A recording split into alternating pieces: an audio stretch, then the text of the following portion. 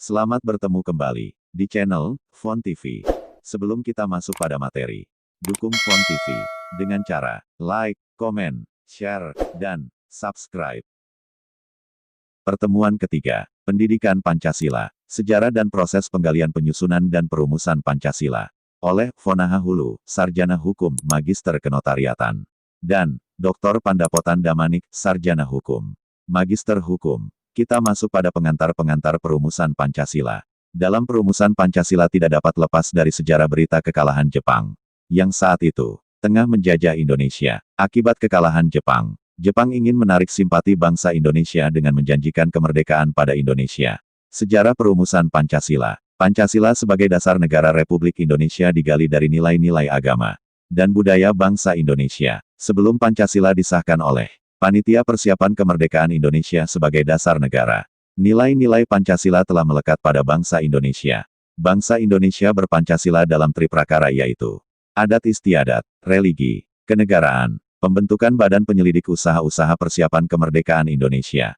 Badan Penyelidik Usaha Persiapan Kemerdekaan Indonesia atau dalam bahasa Jepang disebut Dukoritsu Junbiku Sakai adalah suatu badan bentukan pemerintah Jepang pada masa penjajahan di Indonesia. Badan Penyelidik Usaha-Usaha Persiapan Kemerdekaan Indonesia dibentuk pada tanggal 29 April tahun 1945 dengan bertujuan untuk mendapatkan dukungan bangsa Indonesia dengan memberikan janji akan membantu proses realisasikannya kemerdekaan Indonesia.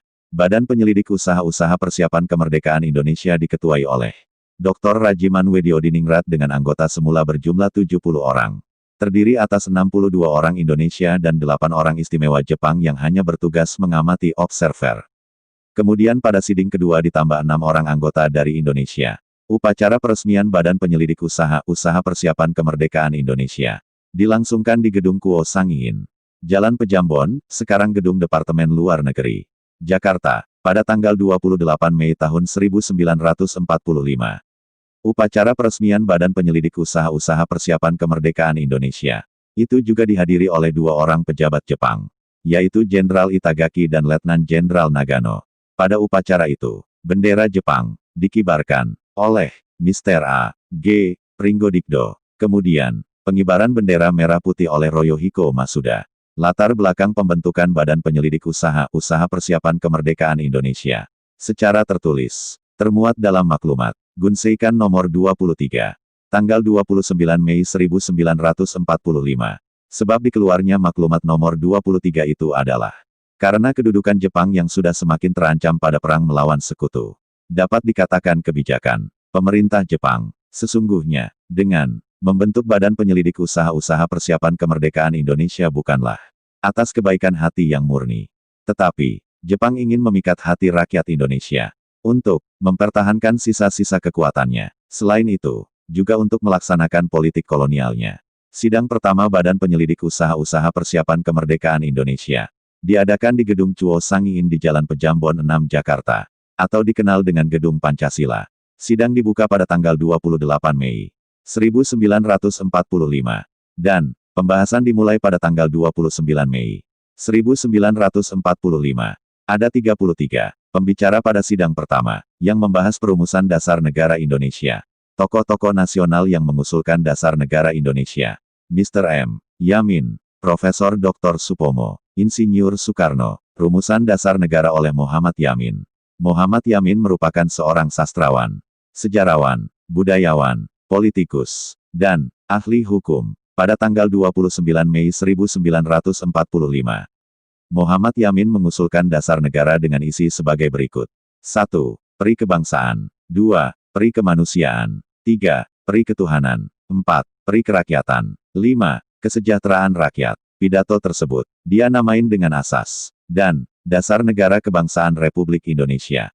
Dia menyatakan bahwa kelima sila yang dirumuskan tersebut berakar pada sejarah, peradaban, agama, dan hidup ketatanegaraan yang telah lama berkembang di Indonesia. Rumusan tertulis. Selain usulan lisan, Muhammad Yamin tercatat menyampaikan usulan tertulis mengenai rancangan dasar negara. Usulan tertulis yang disampaikan kepada Badan Persiapan Usaha-Usaha Kemerdekaan oleh Muhammad Yamin berbeda dengan rumusan kata-kata dan sistematikanya dengan yang dipresentasikan secara lisan, yaitu 1. Ketuhanan Yang Maha Esa. 2. Kebangsaan Persatuan Indonesia. 3. Rasa kemanusiaan yang adil dan beradab. 4. Kerakyatan yang dipimpin oleh hikmat kebijaksanaan dalam permusyawaratan perwakilan. 5. Keadilan sosial bagi seluruh rakyat Indonesia. Rumusan Dasar Negara oleh Mersupomo pada tanggal 31 Mei 1945. Dalam penyampaian pendapatnya, Mersupomo menerangkan 3 teori tentang negara, yaitu 1. Negara individualistik, yaitu negara yang disusun dengan mengutamakan kepentingan individu. Sebagaimana yang diajarkan oleh Thomas Hobbes, John Locke, Jean-Jacques Rousseau, Herbert Spencer, dan H. J. Lasky. 2. Negara golongan kelas teori, yaitu negara yang terdiri atas golongan yang diajarkan Marx, Engels, dan Lenin. 3. Negara integralistik, yaitu negara yang tidak memihak pada golongan-golongan tertentu, tetapi berdiri di atas kepentingan bersama sebagaimana diajarkan oleh Spinoza, Adam Muller, dan Hegel. Mersupomo mengusulkan negara integralistik atau negara persatuan diterapkan pada negara Indonesia, yaitu negara satu untuk semua orang. Sementara itu, rumusan dasar negara yang dikemukakan oleh Mersupomo antara lain: 1. Paham persatuan. 2. Perhubungan negara dan agama. 3. Sistem badan permusyawaratan. 4.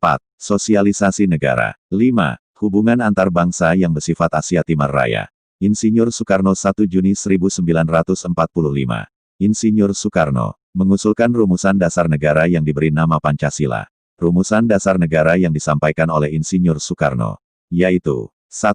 Kebangsaan Indonesia. 2. Internasionalisme atau perikemanusiaan. 3. Mufakat atau demokrasi. 4. Kesejahteraan sosial. 5. Ketuhanan yang berkebudayaan. Kelima asas usulan Insinyur Soekarno tersebut dapat diperas menjadi trisila, atau 3 sila, yaitu sosionasionalisme, sosiodemokrasi, ketuhanan yang berkebudayaan. Bahkan menurut Insinyur Soekarno, trisila tersebut bila diperas lagi dapat menjadi ekasila, yaitu sila gotong royong. Setelah bermusyawarah, sidang Badan Persiapan Usaha-Usaha Persiapan Kemerdekaan Indonesia sepakat menjadikan Pancasila sebagai nama dasar negara Indonesia.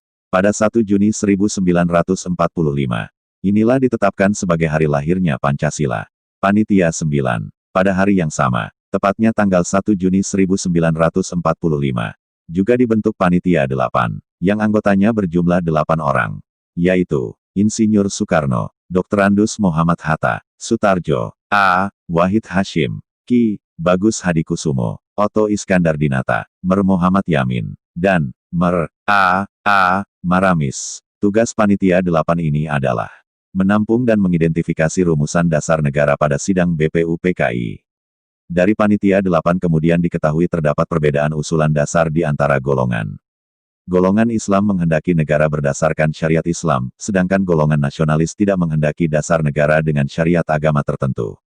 Hingga akhir sidang pertama BPUPKI, belum diperoleh kesepakatan utuh tentang rumusan dasar negara. Oleh karena itu, akhirnya dibentuk Panitia 9 untuk menerima dan menengahi berbagai masukan. Panitia 9 diketuai oleh Insinyur Soekarno, dengan Muhammad Hatta sebagai wakilnya, dan anggota yang terdiri atas golongan Islam dan golongan nasionalis.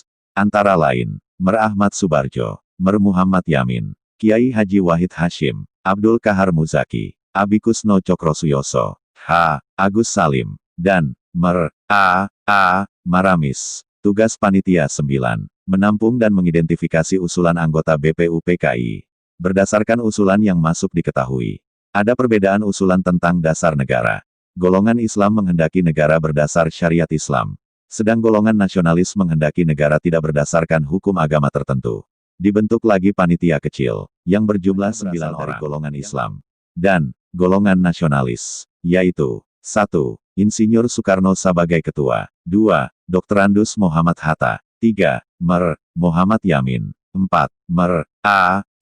Maramis, 5. Ahmad Subarjo, 6. Abikusno Cokrosuyoso, 7. Abdul Kahar Muzakir, 8. A. Wahid Hashim, 9. H. Agus Salim. Pada tanggal 22 Juni 1945, Panitia 9 mengadakan pertemuan, dan berhasil menghasilkan rumusan dasar negara yang tertuang dalam Hukum Dasar, atau yang dikenal dengan Piagam Jakarta atau juga disebut Jakarta Charter. Saturday, ketuhanan dengan kewajiban menjalankan syariat Islam bagi pemeluk-pemeluknya. 2. Kemanusiaan yang adil dan beradab. 3. Persatuan Indonesia. 4. Kerakyatan yang dipimpin oleh hikmat kebijaksanaan dalam permusyawaratan perwakilan. 5. Keadilan sosial bagi seluruh rakyat Indonesia. Piagam Jakarta, bahwa sesungguhnya kemerdekaan itu ialah hak segala bangsa. Dan, oleh sebab itu maka, penjajahan di atas dunia harus dihapuskan. Karena tidak sesuai dengan peri kemanusiaan dan peri keadilan. Dan, perjuangan pergerakan kemerdekaan Indonesia, telah sampailah kepada saat yang berbahagia. Dengan selamat sentosa mengantarkan rakyat Indonesia ke depan pintu gerbang negara Indonesia. Yang merdeka, bersatu, berdaulat, adil dan makmur, atas berkat rahmat Allah yang Maha Kuasa. Dan, dengan didorongkan oleh keinginan luhur, supaya berkehidupan kebangsaan yang bebas. Maka rakyat Indonesia menyatakan dengan ini kemerdekaannya. Kemudian daripada itu, untuk membentuk suatu pemerintahan negara Indonesia merdeka, yang melindungi segenap bangsa Indonesia, dan seluruh tumpah darah Indonesia, dan untuk memajukan kesejahteraan umum, mencerdaskan kehidupan bangsa, dan ikut melaksanakan ketertiban dunia yang berdasarkan kemerdekaan, perdamaian abadi, dan keadilan sosial. Maka disusunlah kemerdekaan kebangsaan Indonesia itu dalam suatu susunan negara Republik Indonesia yang berkedaulatan rakyat, dengan berdasarkan kepada ketuhanan, dengan kewajiban menjalankan syariat Islam bagi pemeluk-pemeluknya, menurut dasar kemanusiaan yang adil dan beradab, persatuan Indonesia, dan kerakyatan yang dipimpin oleh hikmat kebijaksanaan dalam permusyawaratan perwakilan serta dengan mewujudkan suatu keadilan sosial bagi seluruh rakyat Indonesia.